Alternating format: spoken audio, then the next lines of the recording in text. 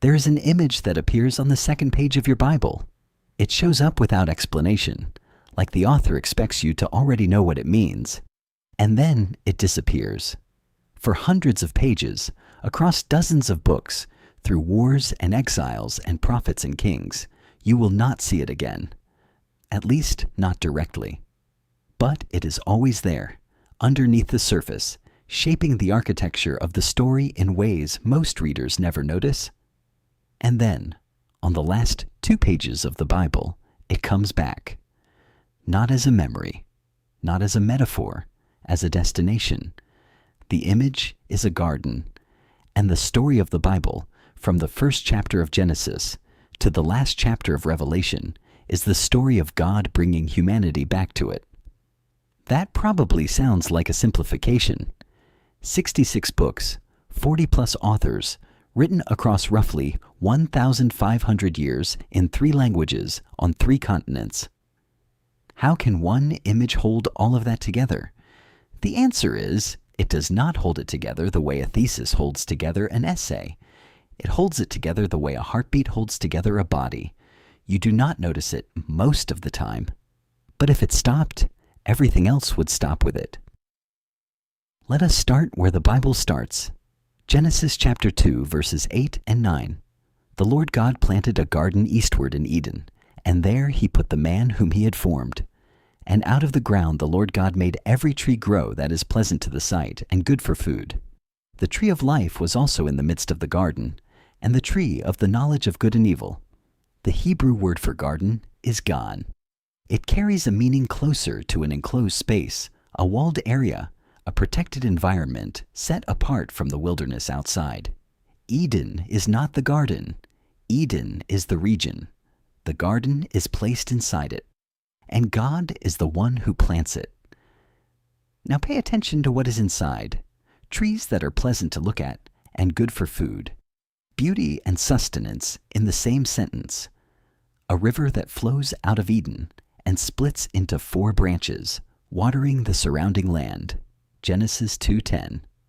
And at the center 2 trees, the tree of life and the tree of the knowledge of good and evil. Everything in this scene is organized around a center. The garden has a middle, and the middle is where the most important things stand. But the detail that matters most is not botanical. It is relational. Genesis chapter 3, verse 8. And they heard the sound of the Lord God walking in the garden in the cool of the day. God walks in the garden. The Hebrew suggests a regular practice, not a single event. The verb form is hitpale, a reflexive, iterative action. God was accustomed to walking there. The garden is not just a habitat, it is a meeting place.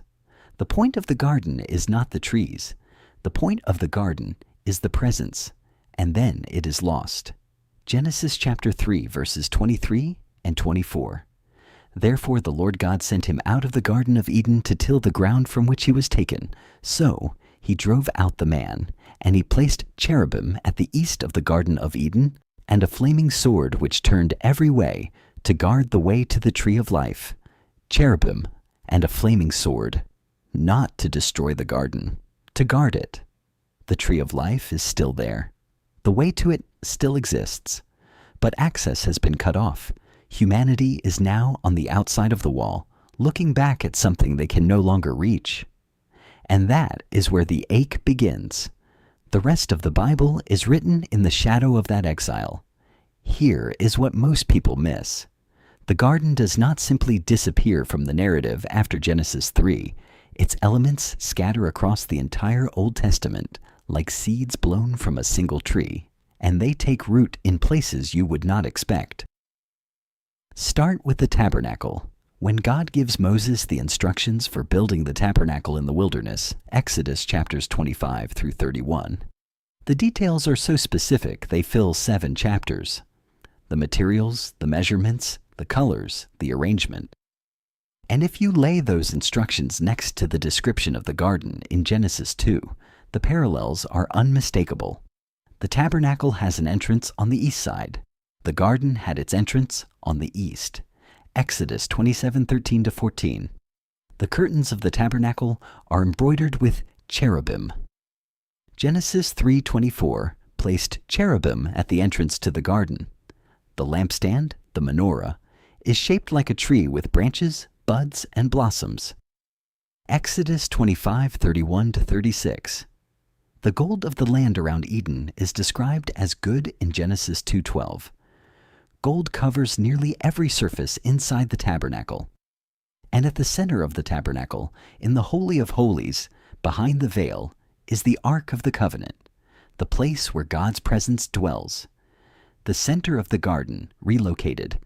The tabernacle is not just a worship tent, it is a portable garden of Eden, a small enclosed space where heaven and earth overlap and where a human being can, under very specific conditions, walk into the presence of God.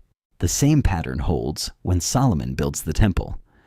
1 Kings chapters 6 and 7 describe walls carved with palm trees, open flowers, and cherubim.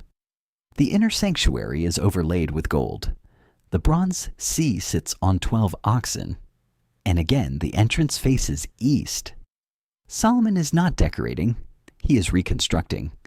Every carved flower, every golden surface, every angelic figure is an echo of what was lost in Genesis 3. The temple is the garden, formalized in stone. But here is the tension. Access is still limited. Only the high priest can enter the Holy of Holies. Only once a year. Only with blood. Only after elaborate preparation. The cherubim are still guarding the way. The flaming sword has become a veil, but the barrier remains. You can get close to the presence, closer than Adam's children could in the open wilderness. But you cannot live there. And then the prophets start to dream. Ezekiel, writing from exile in Babylon after the temple has been destroyed, sees a vision that spans 9 chapters. Ezekiel 40-48. A new temple. But this one does not match anything that has ever been built. The measurements are enormous. The detail is overwhelming. And at the end, something happens that did not happen in Solomon's temple. Ezekiel chapter 47, verses 1 and 12. Then he brought me back to the door of the temple, and there was water flowing from under the threshold of the temple toward the east, along the bank of the river on this side, and that will grow all kinds of trees used for food. Their leaves will not wither, and their fruit will not fail. They shall bear fruit every month, because their water flows from the sanctuary. Their fruit will be for food, and their leaves for medicine. Water flowing from the temple. Trees on both banks, bearing fruit every month. Leaves that heal. This is not a temple blueprint. This is the Garden of Eden growing back. The river of Genesis 2:10, which flowed out of Eden to water the land, is now flowing out of the temple. The trees of Genesis 2:9, pleasant to the sight and good for food, are now lining both banks. Ezekiel is seeing the end of the exile that started in Genesis 3. He is not the only one. Isaiah chapter 51, verse 3. For the Lord will comfort Zion. He will comfort all her waste places. He will make her wilderness like Eden, and her desert like the garden of the Lord. Joy and gladness will be found in it. Thanksgiving and the voice of melody. Joel chapter 2, verse 3. The land is like the Garden of Eden before them, and behind them a desolate wilderness. The prophets keep reaching for the same image. When they want to describe what God's restoration will look like, they do not invent a new picture. They go back to the oldest one. They go back to the garden. Now here is where the pattern takes a turn that nobody writing in 700 BC could have predicted. The Gospel of John, which we studied in a previous video, opens with the words, "In the beginning," the same words that open Genesis. That is not an accident. John is signaling that the story which started in Genesis is about to reach a new chapter. But John does something even more specific later in his Gospel, and most readers walk right past it. John chapter 18, verse 1.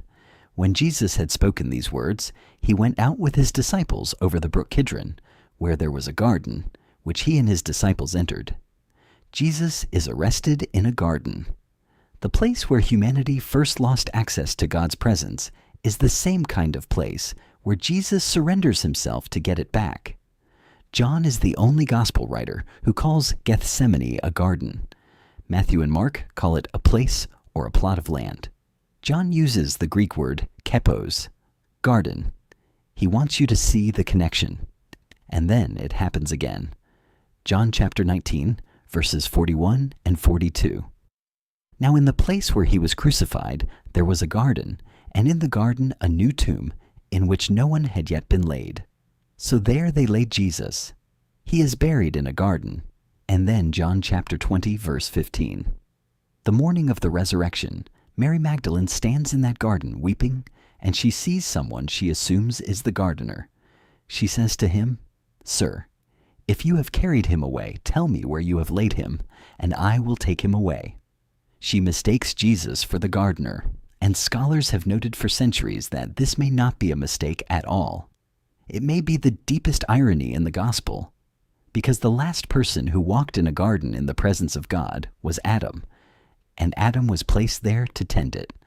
Genesis 2:15, the Lord God took the man and put him in the Garden of Eden to tend and keep it. The Hebrew word for tend is abed, to work, to serve, to cultivate. Adam was the first gardener, and now Mary is looking at the last Adam, standing in a garden on the morning death has been reversed, and she sees a gardener. Paul uses that exact phrase. 1 Corinthians chapter 15, verse 45. The first man, Adam, became a living being. The last Adam became a life-giving spirit. What was lost in the first garden is being reclaimed in this one. The first Adam lost access to the tree of life. The last Adam has just walked through death and come out the other side. The cherubim are no longer guarding the way. The flaming sword has been passed through, not around. And that brings us to the last 2 pages of the Bible, Revelation chapter 21, verse 1. Now I saw a new heaven and a new earth, for the first heaven and the first earth had passed away. John, the same author who opened his gospel with "in the beginning," now sees the end. And what he sees is not a cloud city. It is not an ethereal, disembodied spiritual realm. It is a city that comes down out of heaven to earth. Revelation 21:2. Then I, John, saw the holy city, New Jerusalem, coming down out of heaven from God, prepared as a bride adorned for her husband. The direction matters. Heaven comes down. God does not pull humanity up and away from creation. He brings his presence down into it. The movement that started in Genesis 3, God walking in the garden, is completed in Revelation 21.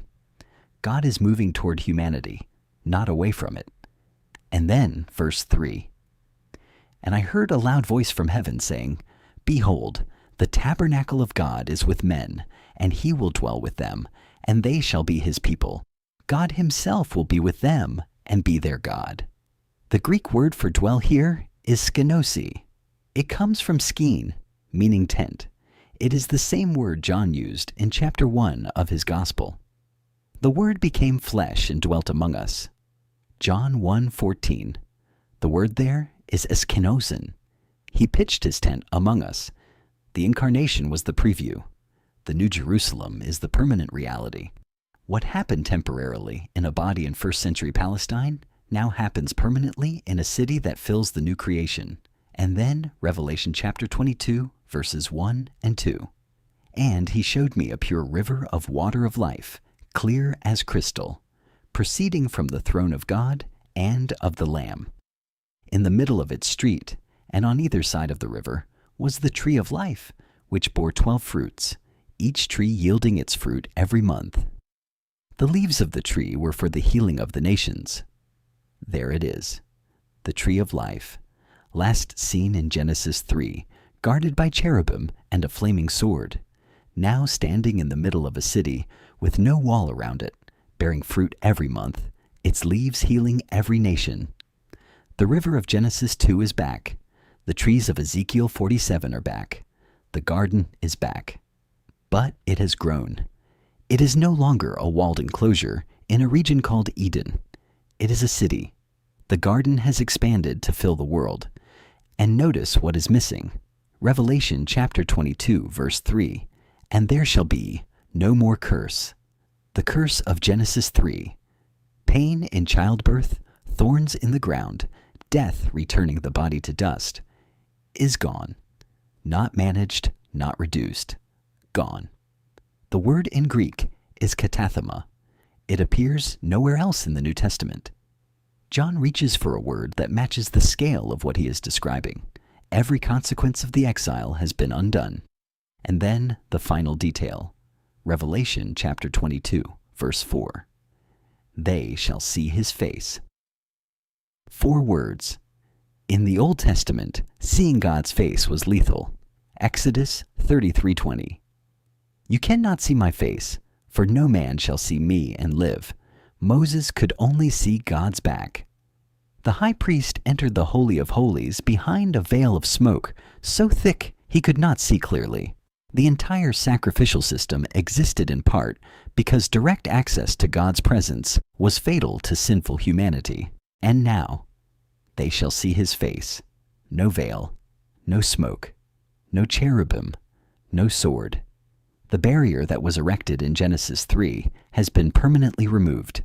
The access that Adam lost is not just restored, it is exceeded. Adam walked with God in the cool of the day. The residents of the New Jerusalem see his face and bear his name on their foreheads. The intimacy is closer than Eden ever was. So here's the ark, a garden planted by God in Genesis 2, lost in Genesis 3, echoed in the tabernacle in Exodus, formalized in Solomon's temple, dreamed about by the prophets in exile, entered by Jesus at his arrest, the site of his burial, the site of his resurrection, and finally restored, expanded, and made permanent in the New Jerusalem. One image. Repeated, developed, and fulfilled across 66 books. The Bible does not tell 66 different stories. It tells one story in 66 movements. And the story is this: God made a place where he could be with his people. His people lost it, and he spent the rest of history getting them back to it. Every tabernacle curtain embroidered with cherubim is a reminder that the way was once closed. Every temple carved with palm trees and flowers is a reconstruction of what was lost. Every prophetic vision of rivers and healing trees is a promise that the garden is coming back. And the resurrection of Jesus in a garden on a Sunday morning is the moment the locked gate swung open. If you have ever felt like the Bible is a collection of disconnected books, ancient laws, wars, poetry, and letters that do not quite fit together, look for the garden. It is the thread that runs through the center of every section. The Torah plants it. The history books build structures that imitate it. The prophets dream about its return. The Gospels show the gardener walking back into it. And Revelation shows the tree of life standing in the middle of a city with no walls, bearing fruit that never stops and leaves, that heal every wound the exile caused. The story of the Bible is not primarily about what you must do for God. It is about what God has been doing to get back to you. From a garden he planted in the east to a city that descends from heaven, the direction of the story has never changed. God is moving toward humanity. He always has been. The cherubim were never permanent. The sword was never the last word. And the tree of life was never destroyed. It was guarded, kept, waiting. Revelation 22:14. Blessed are those who do his commandments, that they may have the right to the tree of life, and may enter through the gates into the city. The gates are open. Subscribe if this helped you see a thread in Scripture you had not traced before. Leave a comment. Share this with someone who thinks the Bible is a disconnected collection of ancient texts. Pray for us as we keep working through these studies. And may the God who planted the first garden and who is preparing the last city meet you right where you are today. God bless you.